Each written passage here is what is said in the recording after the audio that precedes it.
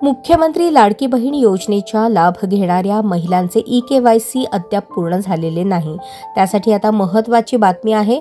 या योजनेच्या ई-केवायसी प्रक्रियेला आता शासनाकडून मुदतवाढ देण्यात आली आहे। याआधी 18 नोव्हेंबर पर्यंत ई-केवायसी करणे बंधनकारक करण्यात आले होते। आता यासाठी 31 डिसेंबर पर्यंत मुदतवाढ देण्यात आली आहे, अशी माहिती महिला आणि बालविकास मंत्री आदिती तटकरे यांनी दिली। राज्यात काही भागात पुराची परिस्थिती निर्माण झाल्यामुळे तसेच इतर अडचणींमुळे अनेक लाभार्थी महिलांना ई-केवायसी करता आलेली नाही। अशा महिलांसाठी आता पुन्हा एकदा मुदतवाढ देण्यात आली आहे। सध्या राज्यात 2,35,00,000 महिला लाभ घेत आहेत। यातील 1,03,00,000 महिलांनी ई-केवायसी केली असल्याचे समोर आले आहे।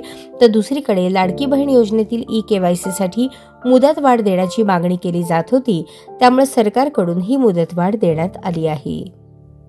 हा आपला हक्काचा चॅनल AG न्यूज।